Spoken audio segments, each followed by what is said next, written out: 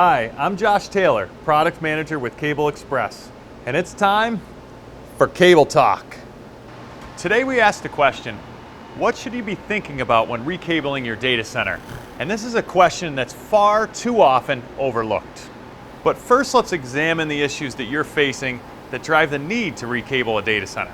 First is enterprise storage. This has grown 30% every year for the past 5 years, and the expectation is it's going to be the same growth, 30% year over year for the next 5 years. Next is global IP traffic.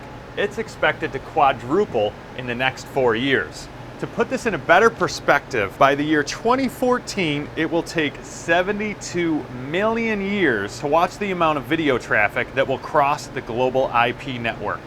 There's also technology trends such as virtualization. For this, see Cable Talk number 18 for a much better explanation. And there are other drivers. You may have been burned by unreliable cabling and led to downtime. And as you know, this can cost business a lot of money.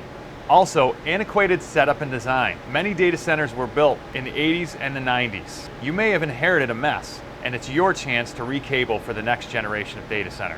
Could be a hardware refresh. You may know that your cabling will not be able to handle the hardware that you're about to purchase.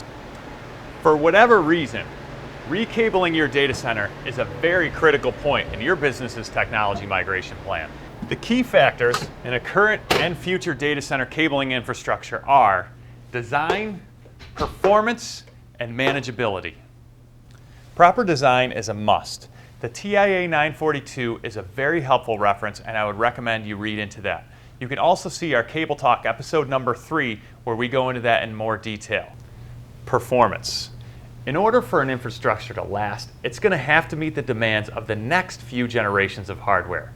Currently looking forward to 100 gigabit Ethernet speeds, the use of the MPO style connector, and a loss budget of 1.9 dB is the benchmark.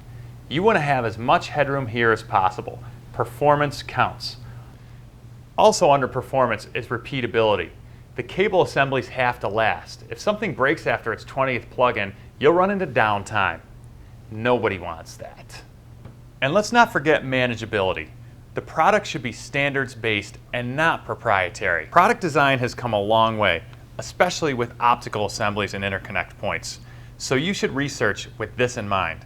Choose products that will stay manageable, rather than just looking nice after the initial install, but then they turn into a mess within months. And lastly, respect layer 1. Train your team on best practices and plan your changes with cabling in mind. Also, for those moves and adds, changes, be ready for those. They come up on the fly. So don't try and use any band-aid fixes. Prepare for them so you're ready. Thanks for watching. I hope you learned something. For more information, visit us on www.cableexpress.com. Respect layer 1.